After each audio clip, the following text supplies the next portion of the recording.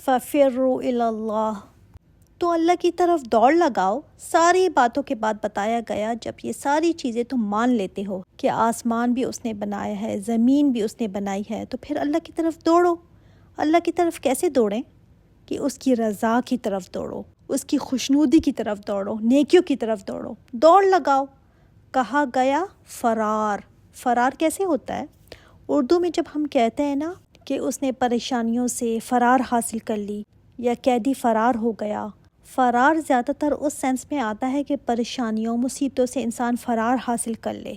تو اللہ تعالیٰ نے بتا دیا ہے کہ یہ ساری دنیا تیری دشمن ہے، تو اے انسان تو اللہ کی طرف فرار حاصل کر، اس کی طرف دوڑو، اس کی طرف آ جا۔ ایسا نہیں لگتا کہ اللہ تعالیٰ باہیں پھیلائے انسان کو اپنی طرف بلا رہے ہیں کہ آ جا، تیرے لیے پناہ یہی ہے، دوڑ لگاؤ، فرار حاصل کرو اس کی طرف، اس کی اطاعت کی طرف۔ اور دیکھیں اگر قیدی کے پیر میں بیڑیاں ڈال دی جائے نا تو بھاگ نہیں سکتا، پھر وہ بھاگ سکتا، تو 4 قدم چل لے گا مگر بھاگ نہیں سکتا۔ یہی حال ہمارا بھی ہے کہ کہیں رسم و رواج کی بیڑیاں ہیں ہمارے پیروں میں، کئی بیڑیاں ہیں معاشرتی مجبوریوں کی، کئی دوسروں میں اپنی عزت بڑھانے کی، ساری چیزیں ہیں نا جو انسان کو بوجھل کر دیتی ہیں، کئی خواہشات ہیں، عیش و آرام، یہ سب بیڑیاں ہیں جنہوں نے انسان کو جکڑا ہوا ہے، یہ سب بوجھ ہیں۔ اب ان کے ساتھ بھاگا نہیں جا سکتا، ان کو ہم کاٹیں گے تبھی بھاگ سکتے ہیں۔ کہیں اولاد ہے، کئی گھر والے ہیں، ان کو چھوڑنے کو کوئی نہیں کہہ رہا، مگر یہ مقصد حیات نہیں ہے، مقصد نہیں ہے، یہ مقصد ہے اللہ کی طرف دوڑ لگانا۔ تو اللہ تعالیٰ بہت محبت سے پکار رہے ہیں کہ آ جاؤ، ادھر فرار حاصل کرو، میری طرف آؤ۔ آپ کا دل چاہتا ہے اللہ کی طرف بھاگنے کا؟ فَفِرُّوا إِلَى اللَّهِ، لفظ کا انتخاب دیکھیں، فرار۔ دنیا کی جھنجھٹوں سے فرار حاصل کرو، اللہ کی طرف آؤ۔ دوسری جگہ پہ اللہ تعالیٰ نے فرمایا ہے کہ اللہ تعالیٰ کی مغفرت کی طرف دوڑ کر آؤ، کوشش کرو، کوشش تیز کرو اپنی۔ لیکن یاد رکھیں دوڑنے میں نا گرنے کا بھی خطرہ ہوتا ہے نا، جب انسان بہت تیز دوڑے تو خطرہ ہوتا ہے نا۔ تو جتنی کوشش آپ کی تیز ہوگی شیطان بھی اتنا ہی تیز ہو جاتا ہے گرانے کے لیے، اور زیادہ وہ ایکٹیو ہو جاتا ہے۔ اگر آپ تھک کر ایک پوائنٹ پر بیٹھ جائیں کہ آگے مجھ سے نہیں جایا جاتا، مجھ سے تو ہوتا ہی نہیں، تو یہی شیطان کی چال ہے کہ بس اب میں اور نہیں کر سکتی، جتنا میں نے کر لیا بس کافی ہے۔ ایسے موقع پر دعا کریں کہ اللہ ہم پر صبر انڈیل دے کہ ہم تیرے راستے کو نہ چھوڑیں، بیچ میں اگر گر بھی جائیں نا تو اٹھ کھڑے ہوں، لیکن یہ راستہ نہ چھوڑیں۔ اسی حالت میں ہمیں موت آئے، بھاگتے بھاگتے ہی مر جائیں، جب تک جنت کے راستے تک نہیں پہنچ جاتے نا بھاگتے ہی رہنا ہے ہمیشہ، ہمت نہیں ہارنی، بیٹھنا نہیں ہے راستے میں، جب تک توفنا المسلمین نہ ہو جائے، اسلام کی حالت میں موت نہ آ جائے۔ اللہ کی محبت ہوگی نا تبھی بھاگنے کا شوق بھی ہمیں ہوگا۔ ظاہر ہے بھاگتے ہم کس طرف ہیں؟ جس چیز میں دلچسپی زیادہ ہو، جس چیز کا شوق لگ جائے اسی کی طرف انسان بھاگتا ہے نا۔ تو جس کو اللہ کا شوق لگ جائے پھر وہ خود ہی بخود ہی اس طرف دوڑے گا۔ انی لکم منہ نذیر مبین، بے شک میں تمہیں اس کی طرف سے کھلم کھلا ڈرانے والا ہوں، کھلم کھلا وارن کرنے والا ہوں۔ آپ صلی اللہ علیہ وآلہ وسلم نے فرمایا کہ میں تو تمہیں کھلم کھلا اس کی طرف سے ڈرانے والا ہوں، دوڑنا لگائی تو خطرے میں پڑ جاؤ گے۔ وَلَا تَجْعَلُوا مَعَ اللَّهِ إِلَٰهًا آخر، اور اللہ کے ساتھ اور کوئی دوسرا الہ نہ بناؤ، اللہ کے ساتھ دوسرے خدا نہ بناؤ، اس کے ساتھ کسی کو شریک نہ کرو۔ انی لکم منہ نذیر مبین، دوبارہ یہ بات یہاں پر آئی کہ میں تمہیں کھلم کھلا بس ڈرانے والا ہوں۔ اے نبی ان کو بتا دیں کہ میں تمہیں وارن کرنے آیا ہوں۔ كَذَلِكَ مَا أَتَى الَّذِينَ مِن قَبْلِهِم مِّن رَّسُولٍ، اسی طرح ان کے پاس جو بھی رسول آیا لوگوں نے ان کو چھوڑا نہیں مگر یہی کہا إِلَّا قَالُوا سَاحِرٌ أَوْ مَجْنُونٌ، ہر ایک رسول کو یہ یہی کہتے تھے کہ یہ تو جادوگر دیوانہ ہے۔ نبی کریم صلی اللہ علیہ وآلہ وسلم کو یہاں پر تسلی دی جا رہی ہے کہ اے نبی یہ صرف آپ کے ساتھ ہی نہیں ہو رہا، آپ سے پہلے جتنے بھی ہسٹری میں جتنے بھی رسول آئے ہیں، جتنے بھی گزرے ہیں پیغمبر، لوگوں کا ایک ہی ٹائٹل ہوتا تھا ان کو دینے کے لیے کہ یہ تو دیوانہ ہے، مجنون ہے، جادو سیکھ کر آیا ہے کسی سے۔ أَتَوَاصَوْا بِهِ، کیا وہ ایک دوسرے کو اس کی نصیحت کر کے گئے ہیں؟ طنز ہے اس بات میں کہ شاید ایک دوسرے کو اسی کی نصیحت کر کے گئے ہیں کہ ایک قوم آتی ہے تو وہ یہی کہتی ہے اور دوسرے کو جیسے وہ وصیت کر کے جائے کہ تم بھی یہی کہنا، بل ہم قوم طاغون، اصل میں بات یہ ہے نا کہ یہ سرکش قوم ہے، یہ باغی ہیں اللہ کے، آزاد زندگی گزارنا چاہتے ہیں، اپنی من مانیاں کرنا چاہتے ہیں، اپنے اوپر پابندیوں کو برداشت نہیں کرتے، اس لیے اس طرح کے ٹائٹلز دے کر تاکہ کوئی پیغمبروں کی بات نہ سنے۔ دنیا ایک طرف جا رہی ہے اور یہ ہمیں دوسری بات بتا رہے ہیں، یہ کیا بات ہوئی؟ تو ان کی بات کوئی نہ سنے، تو اس لیے یہ ان کو یہ ٹائٹلز دیا کرتے تھے۔ فَتَوَلَّ عَنْهُمْ فَمَا أَنْتَ بِمَلُومٍ، تو اے نبی آپ بس منہ موڑ لیں ان سے۔ اب آخر میں صرف آپ صلی اللہ علیہ وآلہ وسلم سے براہ راست خطاب ہو رہا ہے کہ اے نبی ان سے منہ موڑ لیں، آپ پر کوئی ملامت نہیں ہے۔ اپنی کوشش کے باوجود آپ صلی اللہ علیہ وآلہ وسلم کے دل میں یہ خیال آئے کہ یہ کیوں نہیں مانتے، شاید میری ہی کوششوں میں کوئی کمی ہے۔ داعی اللہ کو نا ہمیشہ یہی خدشہ رہتا ہے کہ شاید میں نے صحیح سے نہیں بتایا، یا میں ہی نہیں سمجھا پا رہا صحیح سے، میری کوششوں میں کوئی کمی ہے۔ تو اللہ تعالیٰ نے اپنی نبی سے فرمایا کہ آپ نے ان کو بتا دیا ہے، اب آپ ان سے منہ موڑ لیں، آپ پر کوئی ملامت نہیں ہے، آپ سے کوئی پوچھ نہیں ہوگی کہ یہ کیوں نہیں مانے تھے۔ اور ہمارا بھی یہی انداز ہونا چاہیے کہ آپ نے اگر بتا دیا ہے، آپ نے پہنچا دیا، اپنی کوششوں کو لگا دیا، پھر اس کے بعد کوئی افسوس نہ کریں کہ میں نے اتنی محنت کی تھی، اتنا بتایا بھی، لیکن یہ مانتے ہی نہیں۔ نہیں، آپ کا کام بتا دینا ہے، نہیں سنتے تو ٹھیک ہے، آگے اور لوگوں میں پھیلائیں، آگے اور لوگوں کو بتائیں۔ کبھی یہ نہ سوچیں کہ میں نے اس کو بتایا تو اس نے تو سنا نہیں، کوئی اور کیا سنے گا۔ نہیں، ہو سکتا ہے کوئی اسی انتظار میں بیٹھا ہو، آپ کی تھوڑی سی نصیحت، تھوڑا سا بتا دینا اس کی زندگی بدل دے۔ وذکر، اے نبی آپ نصیحت ضرور کریں۔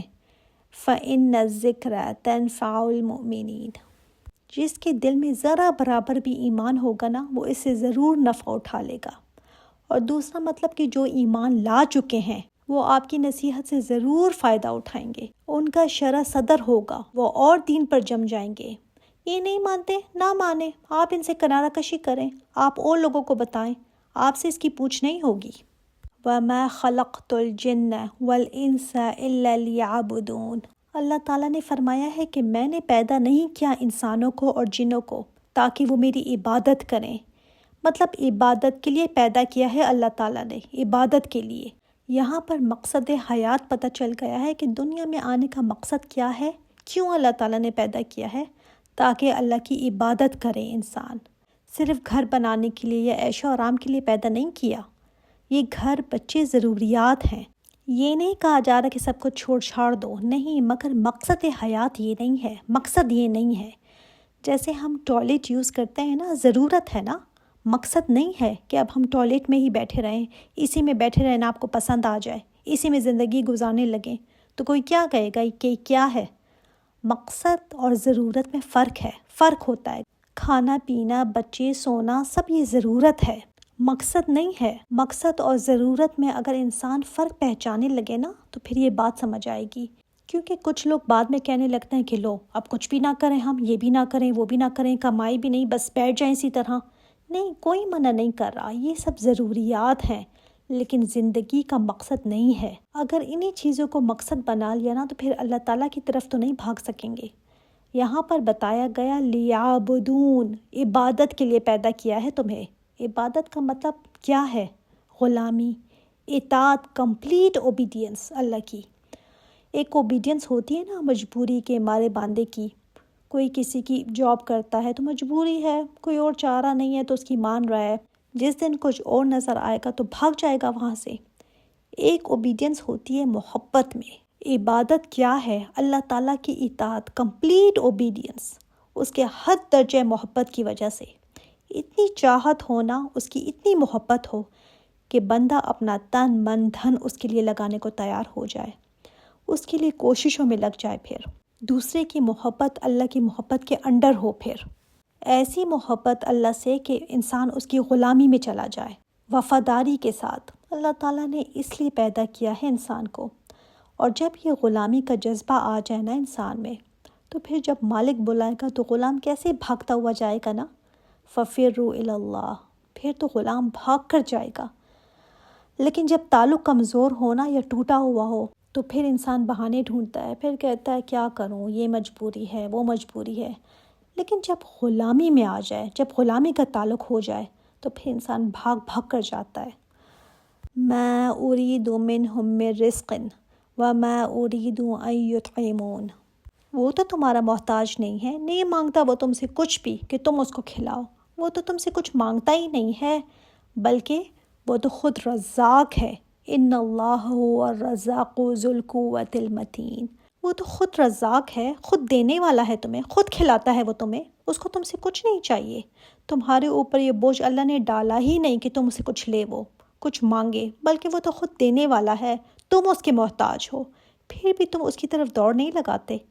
ایک رینگنے والے جانور کا رزق بھی نا اس کے ذمہ ہے، وہ چاہتا ہے کہ تم اپنی خوشی سے اس کی اطاعت کرو، محبت کے ساتھ، وہ تو تمہیں خود دینے والا ہے، پھر بھی تم اس کی طرف دوڑ نہیں لگاتے۔ اللہ اکبر، انسان نا دنیا سے جائے گا نہیں جب تک کہ آخری نوالا جو اللہ نے اس کے لیے لکھ رکھا ہے وہ کھا نہ لے، اس سے پہلے اس کو موت نہیں آئے گی۔ فَإِنَّ لِلَّذِينَ ظَلَمُوا ذَنُوبًا، بے شک وہ لوگ جنہوں نے ظلم کیا ان کے لیے ایک حصہ ہے۔ یہ اہل مکہ کی طرف اشارہ ہے کہ تم نے جو ظلم کیا ہے نا، تمہارے لیے بھی ایک حصہ ہے۔ کیسا حصہ؟ مثل ذنوب اصحابہم فلا یستعجلون، جیسا حصہ ان کے ساتھیوں کے لیے تھا، جیسے تمہارے ساتھیوں کو حصہ ملا نا۔ کون سا حصہ؟ کون سے ساتھی؟ جو تمہارے جیسے ظلم کرنے والے تھے، چاہے پچھلے دور میں گزر گئے ہوں، قوم سمود، قوم عاد، قوم نوح، فرعون، یہ سب ظلم کرنے والے تھے نا، ان کے لیے ایک حصہ تھا۔ اسی طرح تمہارے لیے بھی عذاب کا ایک حصہ ہے۔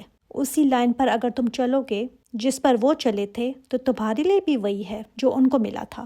فلا یستعجلون، تو جلدی نہ کرو کہ لے آؤ عذاب، لے آؤ عذاب، دھمکیاں دیتے ہیں روزانہ، تو لے آؤ، جلدی نہ کرو اس کی تم۔ فویل للذین کفروا، تو ہلاکت ہے ان لوگوں کے لیے جنہوں نے کفر کیا، من یومہم الذی یوعدون، اس دن سے جس کا یہ وعدہ دیے جاتے ہیں، یعنی کافروں کو اس دن عذاب ہوگا جس کا وہ وعدہ دیے جاتے ہیں۔ اس میں جلدی کرنے کی ضرورت نہیں ہے، آخرت کے دن، قیامت کے دن ان کو عذاب ملے گا، تو ڈھیل تمہاری ختم ہو رہی ہے۔ جیسے ان قوموں پر عذاب آیا تھا، اب تمہاری رسی کھینچنے والی ہے۔ اور پھر دنیا میں بھی دیکھیں نا، یوم بدر کے دن اہل مکہ پر عذاب آیا تھا، ان کے بڑے بڑے سردار مارے گئے تھے، اور آخرت کے دن اللہ کا وعدہ ہے ان پر عذاب کا۔ دیکھیں سورت کے شروع میں نا قسمیں کھا کر بتایا گیا کہ وہ دن آنا ہے، وہ سچا وعدہ ہے، اور سورت کے آخر میں یہ بتا دیا گیا کہ اس وعدے کے دن عذاب ہوگا، ویل ہے، ہلاکت ہے اس دن جنہوں نے انکار کیا، کفر کیا، جھٹلایا اس کو۔ الحمدللہ، سبحانک اللہم و بحمدک، اشہد ان لا الہ الا انت، استغفرک و اتوب الیک۔ السلام علیکم ورحمۃ اللہ وبرکاتہ۔